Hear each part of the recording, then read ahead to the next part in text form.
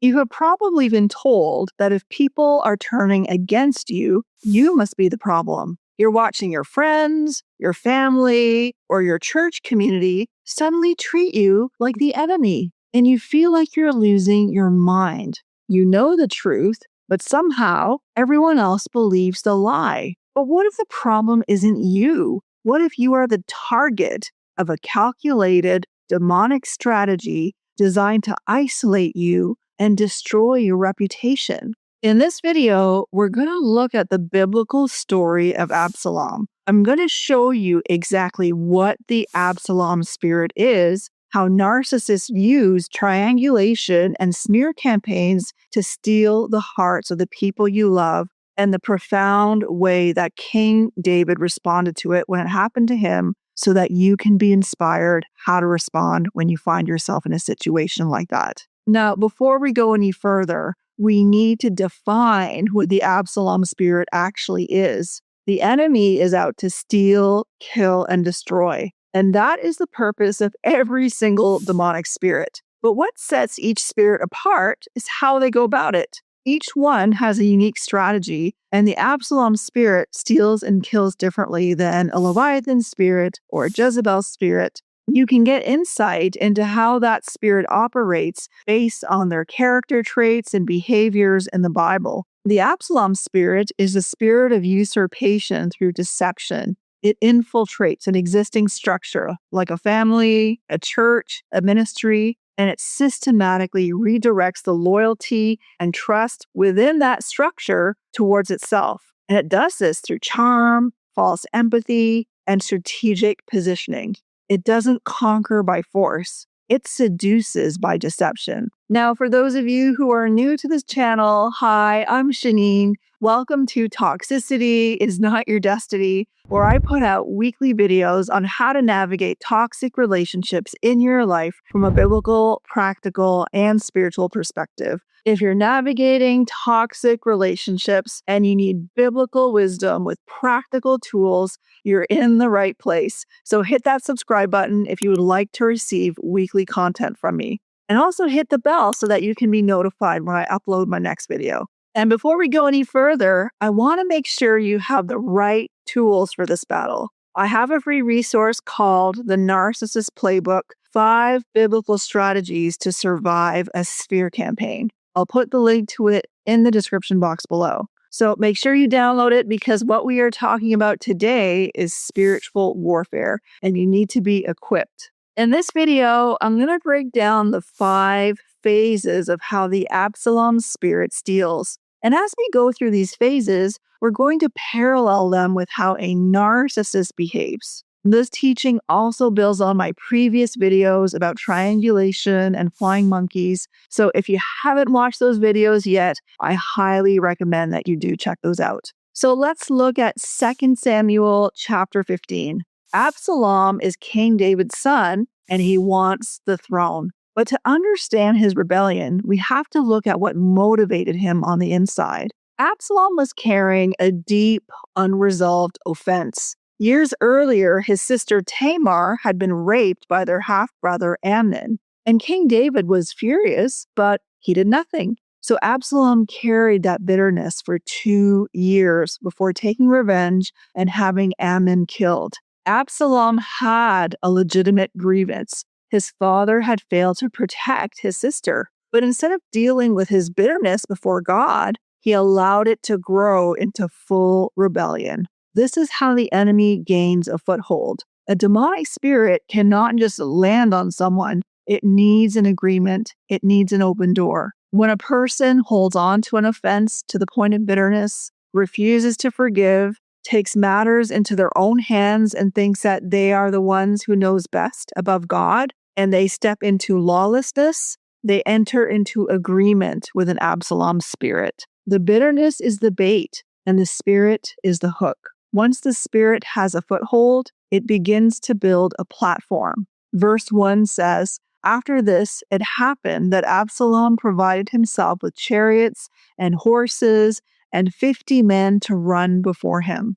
Narcissists must first establish an image of authority, success, or extreme spirituality. They create a persona that demands respect. They build a platform before they launch their attack. And Absalom had the perfect physical image for this. The Bible tells us that in all Israel, there was no one praised as much as Absalom for his good looks. From the sole of his foot to the crown of his head, there was no blemish in him. He was charismatic, beautiful, and flawless on the outside. But an image and an offense aren't enough to steal a kingdom. They need loyalty. So look at the next verses. Absalom would rise early and stand beside the way to the gate. So it was, whenever anyone who had a lawsuit came to the king for a decision, that Absalom would call to him. Then Absalom would say to him, "Look, your case is good and right, but there is no deputy of the king to hear you." And the next verse says, "And so it was, whenever anyone came near to bow down to him, that he would put out his hand and take him and kiss him." Absalom didn't win people by attacking David directly at first. He won them by validating every single complaint without ever hearing the other side. He made everyone feel special, seen, and perfectly understood. You know that moment when the narcissist suddenly becomes everyone's best friend? They are the most empathetic listening ear to everyone else's problems. Remember that.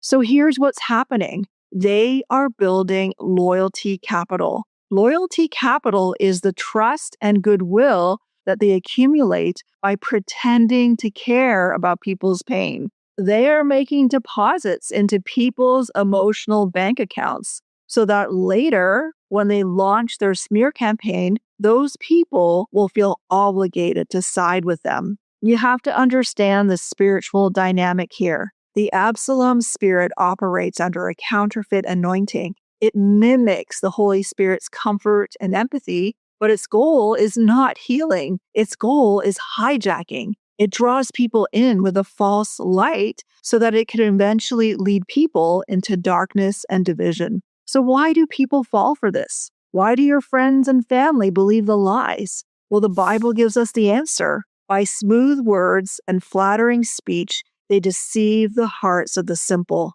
People don't fall for the Absalom spirit because they are stupid. They fall for it because they have unmet needs, unhealed wounds, or a desire for validation. Absalom didn't just tell people that David was bad. He told them that they were right. He fed their flesh. And when a covert narcissist feeds someone's flesh, when they stroke their pride or validate their unhealed wounds, that person becomes spiritually compromised. They choose the comfort of flattery over the reality of the truth, and as a result, a spiritual blindness sets in. Once the loyalty capital is built, the execution begins. This is where the triangulation and the smear campaign take over. So look again at what Absalom said in verses 3 and 4. "Look, your case is good and right, but there is no deputy of the king to hear you. Oh, that I were made judge of the land,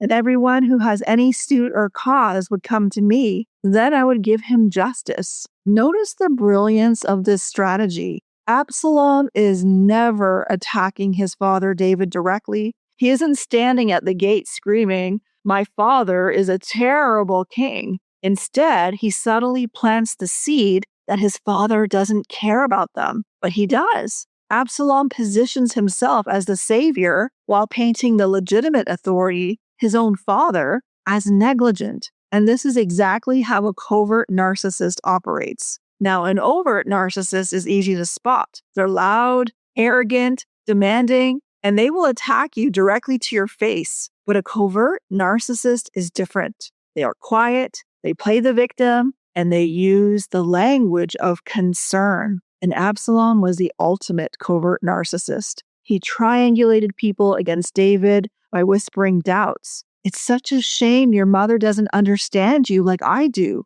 I'm so worried about the pastor. He just hasn't been himself lately, but I'm always here to pray with you." They never look like the aggressor. They look like the concerned, empathetic savior. And that is why the Absalom spirit is so dangerous. It destroys you while pretending to care about you. And it works The next verse says, "So Absalom stole the hearts of the men of Israel." Why does the Bible call this behavior stealing? The Hebrew word here is ganab. It is the exact same word used in the Ten Commandments for theft. Theft, in its literal meaning, is taking something that doesn't belong to you without permission. Absalom did not earn their loyalty through years of faithful service. He stole it through deception. When Absalom's spirit is at work, a spiritual blindness falls over the people being manipulated. That is why you can present them with hard facts, text messages, and proof of the narcissist's lies and wrong behavior,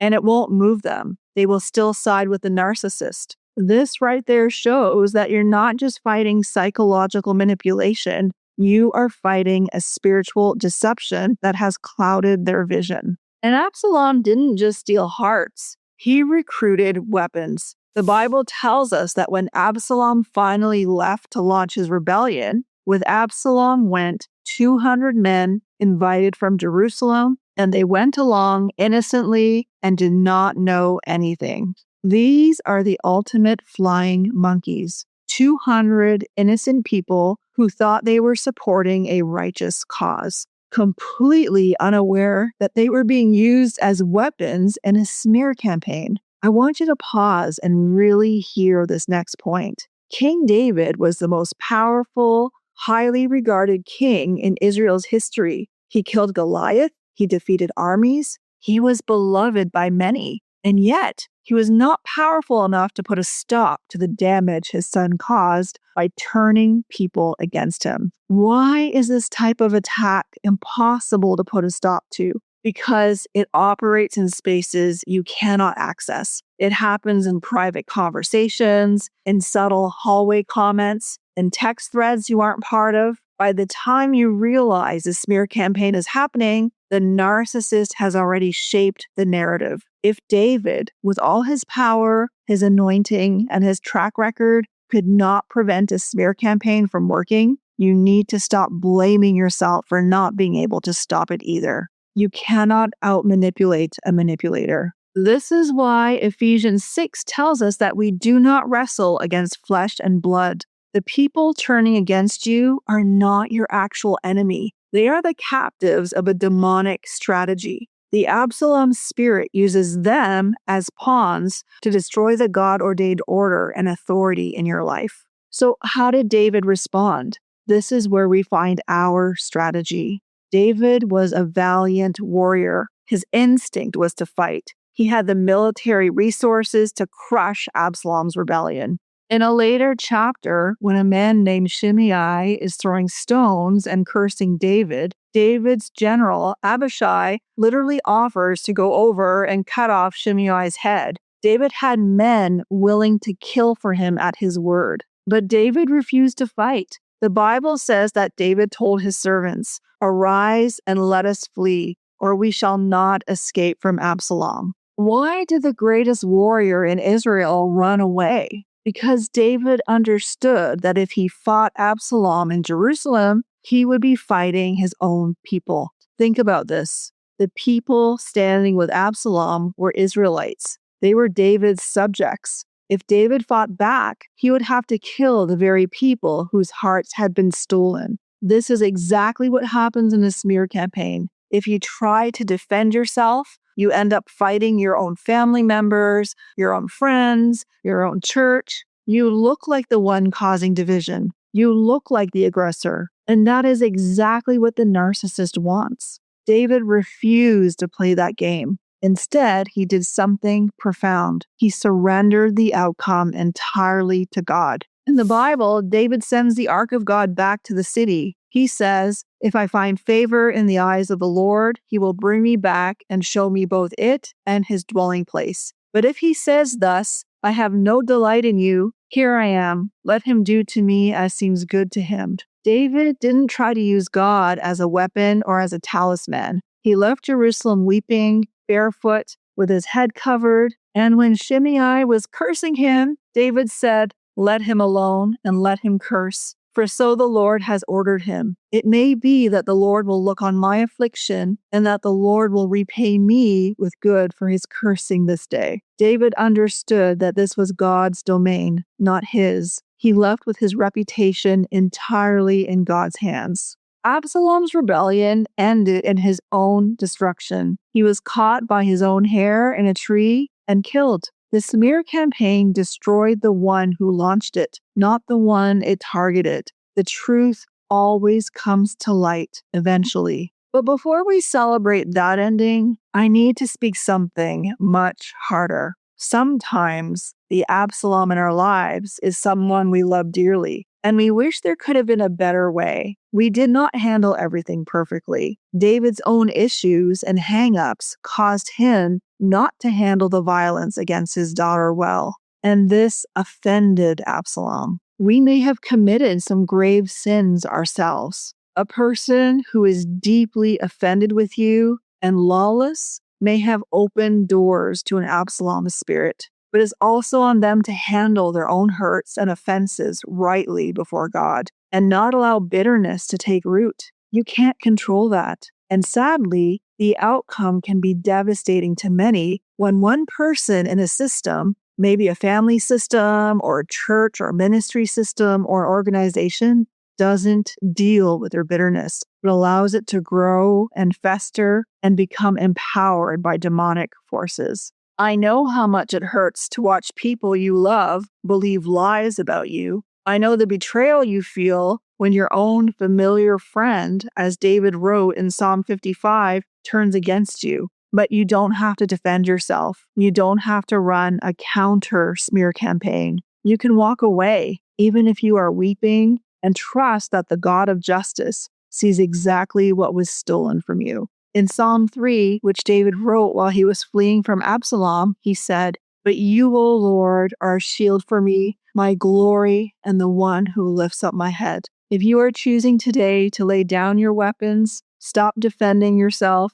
and let God be your vindicator, I want you to type, "The Lord is my shield," in the comments section below. Don't forget to download the Narcissist Playbook in the description box below. I hope this video was helpful. Thank you so much for watching, and I will see you in the next video.